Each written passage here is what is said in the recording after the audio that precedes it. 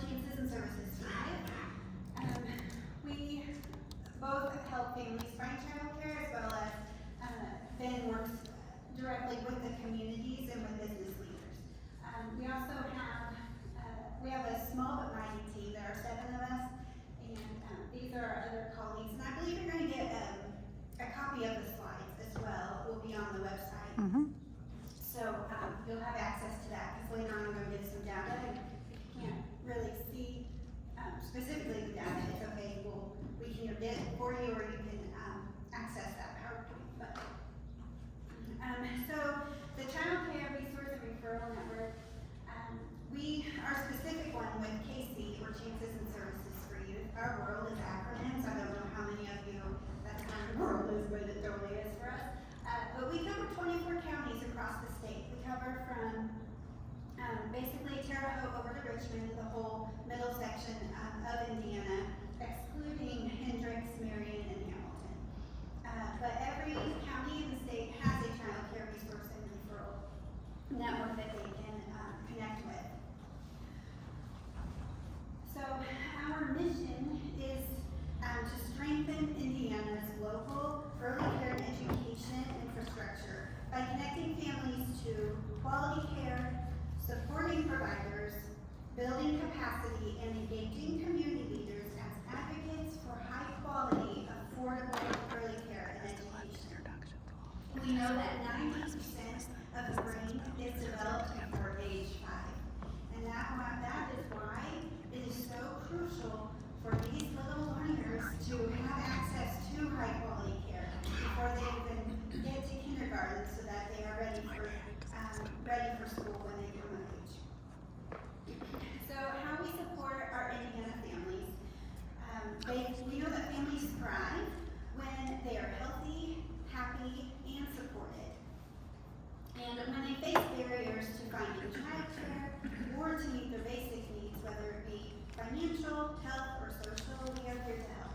And all of our services are free as well, and we don't have any kind of income restrictions or guidelines or anything like that. We can help any and every family.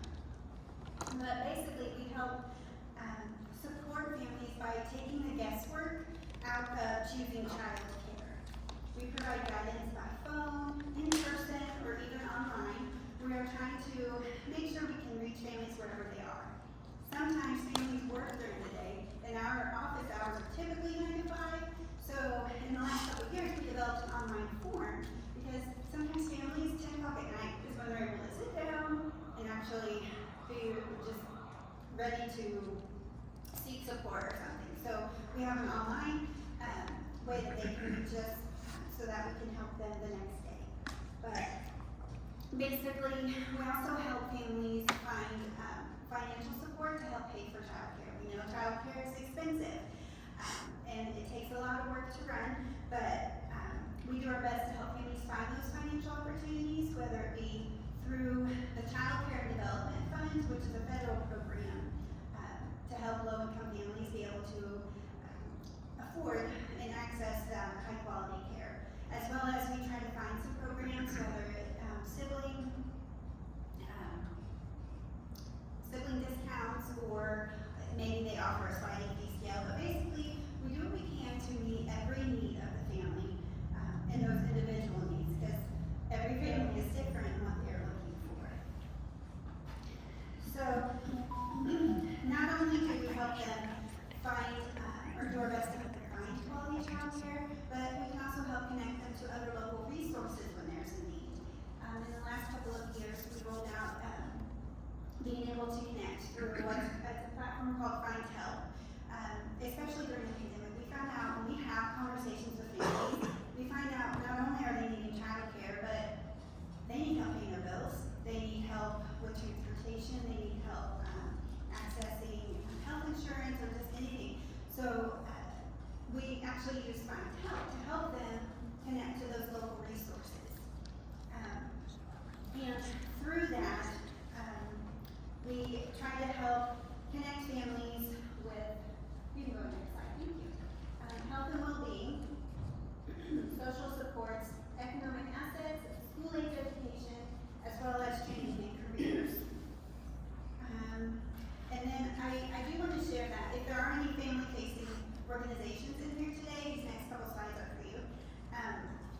But basically, organizations that offer free or reduced services can contribute by logging on to Find Help and claiming their info in their program. It's called a program card on the website, but basically you claim that, and then this way you can make sure that the info that we are giving out to those families is correct, and that the families know the best way for them to contact you to receive those services. And so this next slide goes through how to claim your card, and again, you'll get these slides later on, but you can also reach out to Ben or I. I think our information is in the folders as well as the table over there. We have some extra resources. Feel free to take some and give them away if you have, if you know of anyone who could use our services. But basically, no, that's really Yeah. So basically, you go onto the website and you can click on a link in the top right corner of the screen. I'm not really going to go through all of these details since you can have access to these later, but basically it's just to make sure that all the information is correct, and then you can start referring families to your organization. And I think Ben is going to share a little bit more about how we support the childcare professionals. I can relate. Me too. Good afternoon, or good morning for those that just woke up, or afternoon people. So we can help childcare professionals with training and support, knowledge, and connecting with other professionals in their career field. And we can do this through family childcare networks. Family child care networks are a network of childcare providers, and they can support each other by anything that maybe another business has tried to do. Maybe it's worked, maybe it hasn't, and they can connect that way. Or maybe they tried something and it's been successful somewhere else, and they can connect that way. But we also connect them to trainings, and networking, and professional growth. Because licensed childcare does have training requirements. They also have safety requirements. Professional growth is a huge part in that field. So because they're helping your child develop that 90% of their brain and be more successful in the future, we want to make sure that they're able to provide that care and that quality to your children. Next. So we can help, we also connect with community leaders. Because community leaders make so many big decisions for communities for the future. We make sure that they know about the awareness of early childcare and education. These are our future leaders. These are your next workers, and these are your next business owners as well. So we want to make sure that the communities are aware of that impact that's out there, and we want to make sure that childcare is on the forethought of what they're thinking in the future as well. We can provide any data. We are a part of early learning coalitions, so helping those coalitions build and reach out to the communities as well. Next slide. And then Amy's going to present the local data. Okay, so here come the numbers. So locally for Morgan County, the number of children who may need care from age 0 to 5 is 2,990. All of this data, by the way, is on Bryan Futures Data Center, which they collect throughout other state organizations. But so the number is 2,909, and the maximum license capacity that our child care providers in this county can care for is 1,499. So really, that's just a little over 51% of the children who may need care is what Morgan County has the license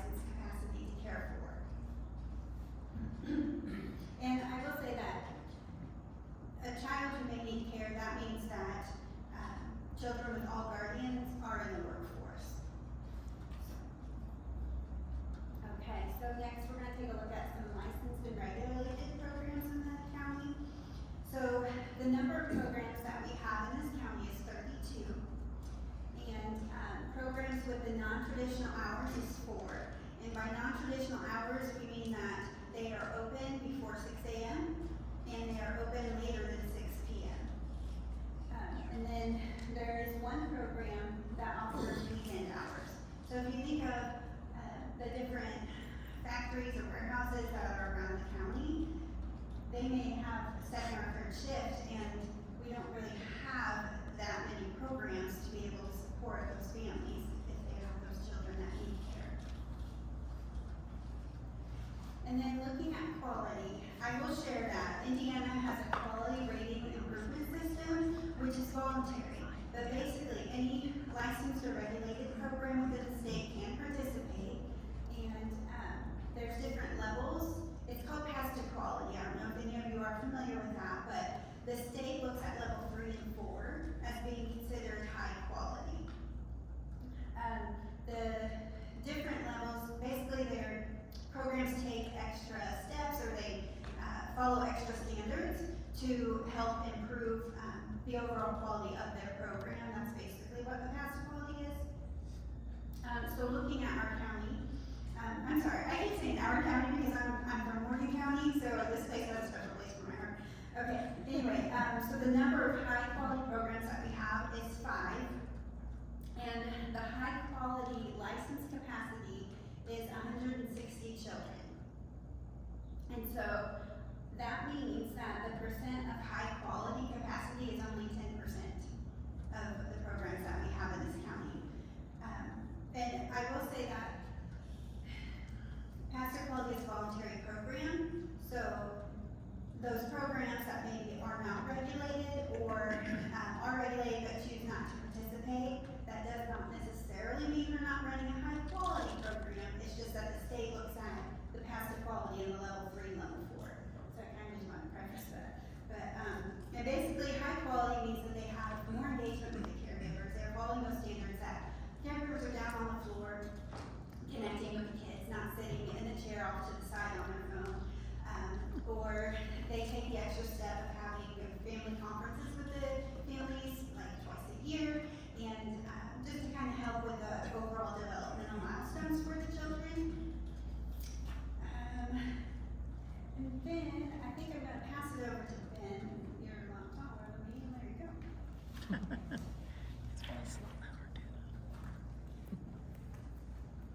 Okay, so why the data, and why know that 90% of the brain is developed by age 5? Here's the statistics. Indiana loses about $2.2 billion worth of economic income because of childcare problems. Morgan County has an estimated loss of $61 million. That factor comes from Early Learning Indiana's data center. And 41% of parents with infants or toddlers report having to turn down new jobs or other job opportunities. 85% said that there's problems with care hurt their efforts to commitment for work. So obviously, we all look at ourselves, and if you're ever dealing with a problem on top of your work, maybe it's a personal issue, maybe it's a family issue, your mom and dad's sick, your kids are sick, you're at work, but are you putting forth 100% of work? You're not able to. I've got 3 kids, they range from 16 to 2 years old, and it's a problem. When I had my 16-year-old and my 12-year-old, childcare was different. You could go out and you could find a childcare place. If you weren't happy or something happened at one place, or maybe a business closed down, you needed to find another, it was easy to do. With the 2-year-old, I had to change careers. It was a huge upset to me coming out and finding out what the childcare was like. Because here we decided to have another child, and it was like, okay, we'll find childcare, no big deal. Good luck. So that's why why we want to come out, we want to educate, and we want to help everyone prepare and help their business grow. We don't want to see people have to quit their jobs because they can't afford childcare. We don't want people to quit their jobs because they wanted to start a family and maybe they can't work because they can't find a childcare spot. So we want to help businesses grow. So how can we support you on other ways, in other ways? We can provide on-site referrals. So if you see that there's a lot of employees that you have that are having problems with childcare, let us know. Say, hey Ben, can you come out to our place and maybe do a 10-minute presentation? Hey, this is what we do. We provide referrals. Can you help our workers find childcare? By all means, we've got a sheet that can fill out right then. We'll take it back with us at our office, and we'll do those for them. That doesn't cost you any money, other than maybe the 10 minutes that the workers have to stay and listen to us. But compose and evaluate employee needs surveys. So if you'd like us to help you develop a survey for your employees to fill out, by all means, we can do that. We can help evaluate and compose family-friendly policies. So, some of the old policies of, oh, you miss work too much because your child's sick, or you miss work too much because you don't have childcare. Okay, you're gone. Maybe we look at that and say, okay, is there different hours we can work around? Can we do a flexible work schedule? Can we do something different? Can we look outside the box? Because it's hard to find those good workers. And so then we also have tuition support, local program partnerships. So what if your business partners with a child care center and says, hey, can we reserve so many spots for our workers, our employees? And that way they're guaranteed for a child care spot. Or what about backup child care spots? Child gets sick, they get sent home, you're missing a worker because they gotta go home and take care of that child. What about we partner with a local business child care provider, and that child care provider takes care of that kid? Instead of losing a worker for all day, you lose that worker for 15 minutes while they go get that child from school, take that kid to that child care drop off, and they come back to work. They may not be 100%, but they're better off knowing that they're in a better place and that they're safe. We also can inform you of grant opportunities. So new data shows that employee turnover costs you 33% more. That's why we want you to look at your policies, and maybe instead of firing somebody based on childcare, look at that and say, okay, what can we do to help that person out? If they can't get in till 9 o'clock instead of 8 o'clock, is that better? Or do we lose that good worker? Next slide. So some family-friendly policies. These are some examples of what other workers or other employers have done statewide. There are case studies. If you would like those, I can provide those to you electronically. But flexible time off or work schedules. We talked about that. Flexible spending accounts for dependent care. So there's a federal program. It doesn't cost you any money, just time sending your paperwork into the federal government, but you can take $5,000 out of your paycheck pre-taxed to pay for childcare. That's an awesome incentive. Again, it doesn't cost you any time or money, and it's something that your employees can be thankful for. Partner with local providers. Again, evaluating your operation hours and availability for childcare in your area. Again, Naomi said that there's only one program open, later than 6, earlier than 6. So what are we doing about that overnight childcare?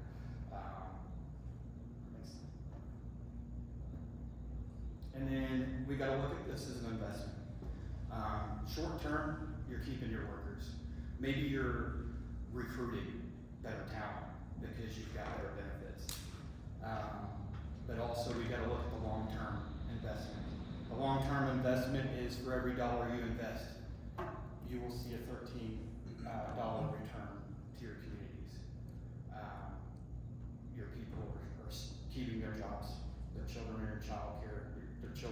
learning, they're doing better in school, they're not wanting to quit school because they're so far behind.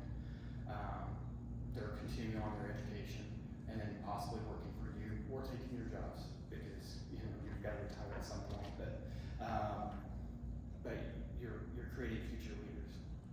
And then those people are able to make more money, and spend more money in your economy as well. So what can you do? If you know anybody that needs childcare or childcare is an issue, by all means, let us know.